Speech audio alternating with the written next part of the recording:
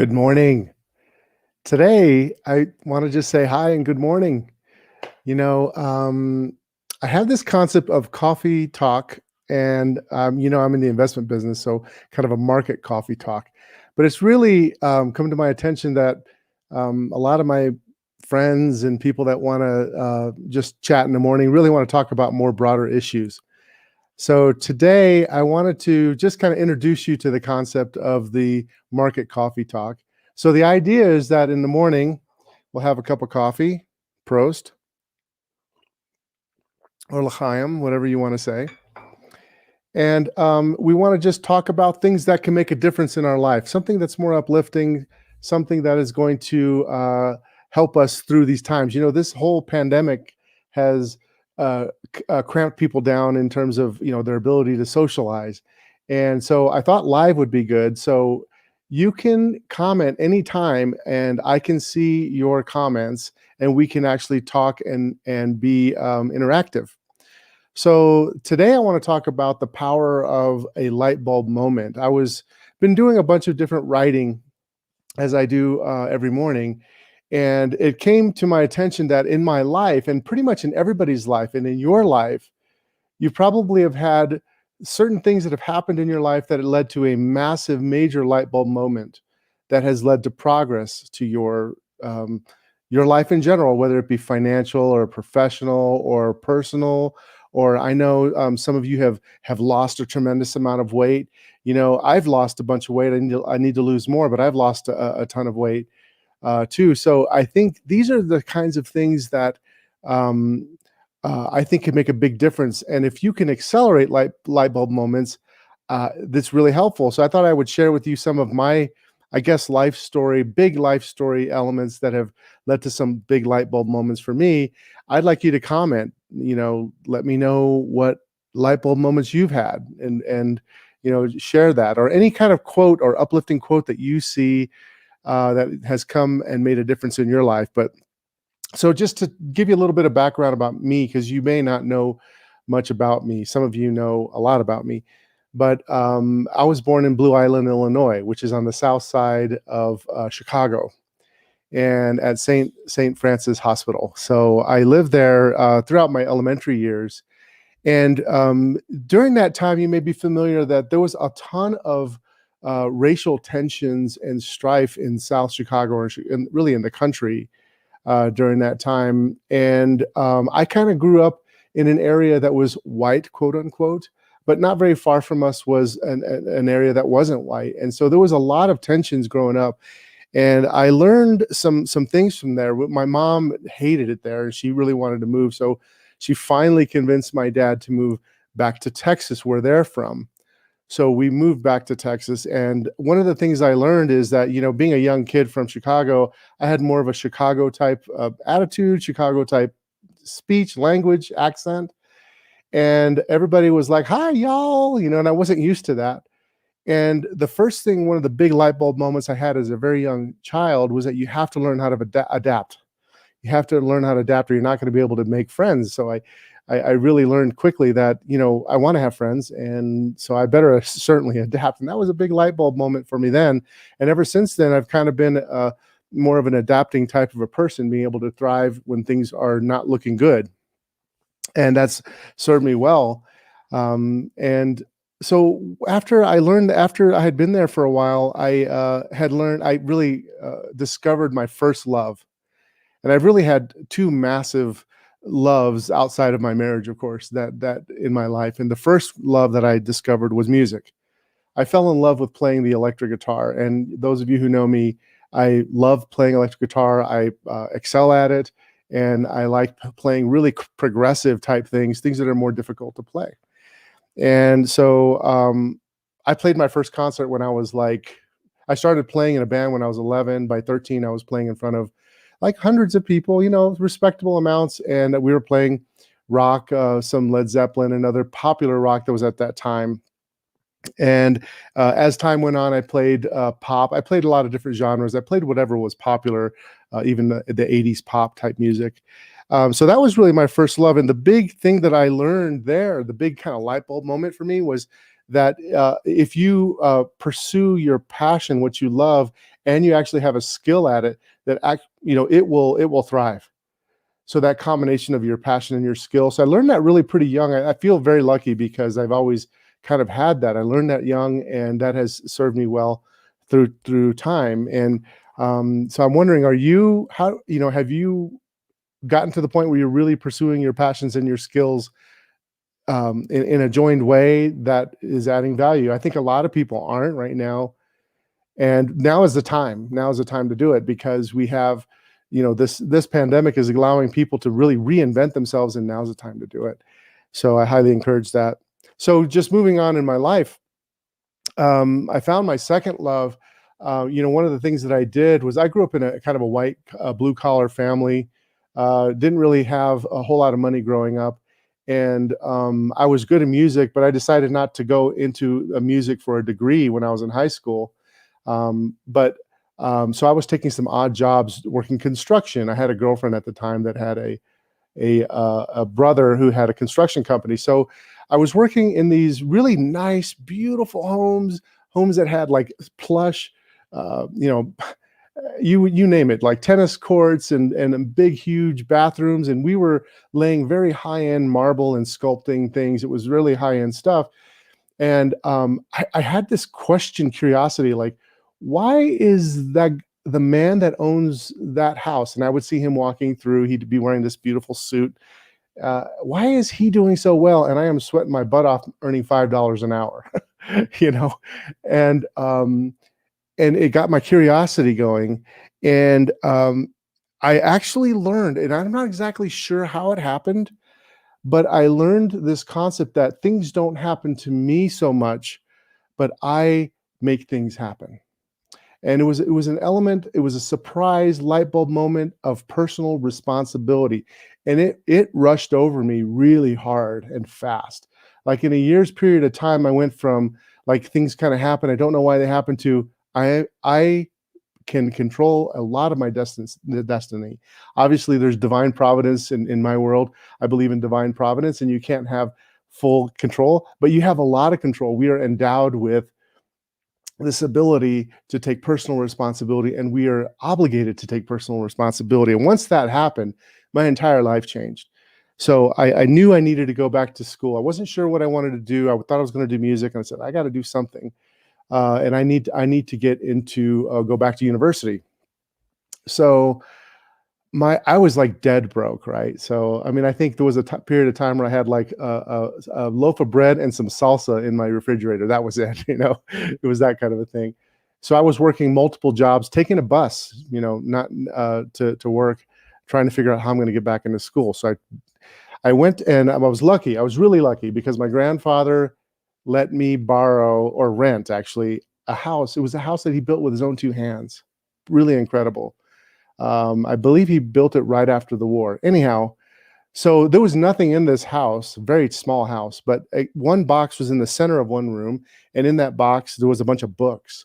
And I was looking at those books, and on the top of there was this one green book, and it had this graph, and I to this day I know the graph, and it's the graph. If you've studied economics, it's the graph that actually shows the economics of a firm. It has the average cost, the average revenue, the marginal revenue, and the concept was when marginal revenue equals marginal cost, you have maximized profit, right? That's the theory. But anyway, I opened this thing up, and I was like, whoa, this is the answer to my question that I had when I was working those construction jobs, and I was wondering what's going on. Why is this guy doing well and I was busting my tail at $5 an hour? Supply and demand. I learned that economics was really important. I said, that's it. I'm going to go back and I'm going to get a degree in economics. So I did that, except I didn't get it in economics. I went back thinking I was going to get it in economics. I studied the higher level math because I got really interested in that concept. So the big thing that I learned there was math is beautiful. And it really changed me because I had this one professor, his name was Dr. Eisenstein. And Dr. Eisenstein taught calculus for scientists and engineers. So I wasn't sure if I was going to go into engineering or I wanted to take the more aggressive math, or if I was going to go into finance or econometrics. Anyway, So to make a long story short, there was one session where he was down there, and this little, he was a really, quite small man, and this huge chalkboard was there, and he did the entire proof from beginning to end of how the derivative in calculus was created. And I was following him because I had gone back and I had taken back courses to learn how to be solid in math. I found out that I was good in math. And what was weird about that is that I was horrible in math earlier. I literally got my only F in math because it was a teacher that told me that I would never amount to anything with my math. And I learned something about that wasn't true because I have a math mind. And I learned that when I actually got to university doing real math. Anyhow, so Dr. Eisenstein in small letters, I followed all the way through that. I'm like, wow, you can do so much with math. So all of this kind of gelled together for me. You have economics, you have math, you have this concept of winners and losers, and how we can do good in the world. And I was like, this is it. This is where I'm heading. So I finished. I started rolling up my sleeves, and I studied a bunch of different topics like technical analysis. I studied a financial analyst journal. I was really into stuff. I remember spending days, like when people were out partying, I'd be in my little apartment that I was renting. I waited tables at night. I'd be in my apartment that I was renting, trying to figure out an equation to price options before I knew what the Black-Scholes option model was. I was just in my mind, I almost figured out the Black-Scholes model before I learned that it was already existed. But anyhow, to make a long story short, I was into it. So I had a light bulb moment about the math, and then I met my wife Jane, and my whole life kind of changed in a different direction because Jane is from Colorado, and at this point, I never really I love Texas, but I don't love Texas. It's kind of I have like a love-hate relationship with Texas. Sorry for anybody from Texas there, but I knew I needed to, for some reason, I needed to get out of Texas. I just had this thing. And Jane had an opportunity to manage a store up here in Colorado. And I'm like, that's it. I immediately finished the junior year out because I was going to university. And I said, let's go to Colorado. I came in August and I looked around for a place, got a place for us, and then moved over here. Well, I took a little bit of a break from college because I didn't realize, I was pretty stupid, didn't realize how much it costs to actually have tuition, from out of state. So I waited till I got my residency, I should say, in Colorado, and then I went back to school, went to University of Colorado, and then I went to University of Denver for my master's. But anyhow, so when we did that, when I was there, I had to work odd jobs, had to figure out what am I going to do to make money. So I'd already discovered PCs, fell in love with PCs. I kind of skipped that. Fell in love with PCs, fell in love with programming and spreadsheets. I was doing like tons of financial forecasting and spreadsheets. I worked as an analyst intern for Analogic Trace. It was a spinoff of DataPoint. And so I was really into and had some really great mentors there. So here I am in this small area. We moved to around the Breckenridge area in Colorado at a little place called Dillon. And I was like, I got to find a job here. So I finally found a job for a fireplace company, and I helped them put in an accounting system because they had no accounting system put in place. And I helped them build a bid proposal system.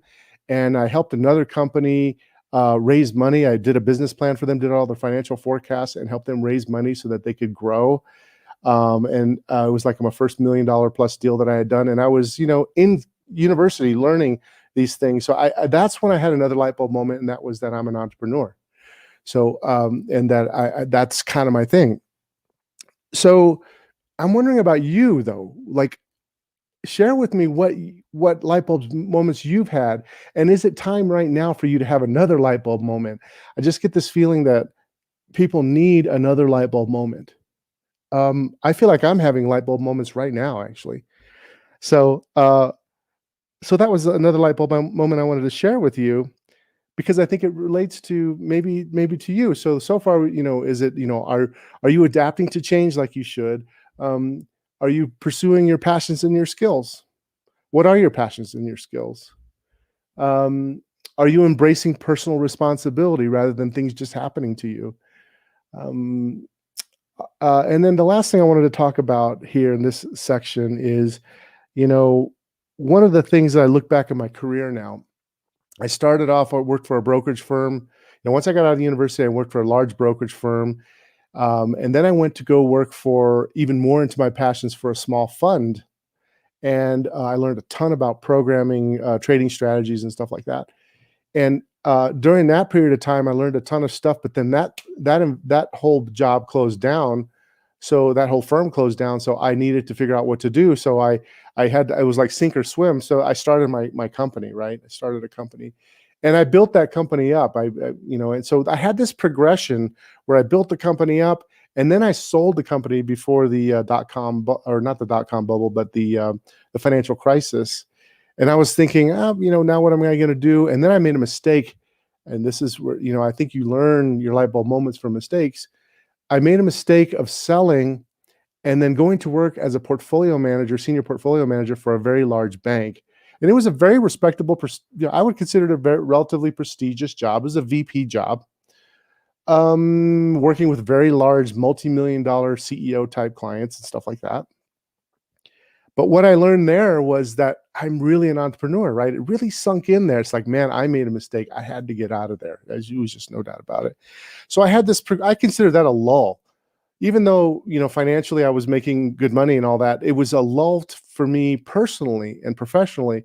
So I actually wound up buying back my registered investment advisory firm and now building it back up, and it's doing very well. We're doing very well, helping a lot of people meet their financial objectives, totally independent, unbiased advice, managing money for people.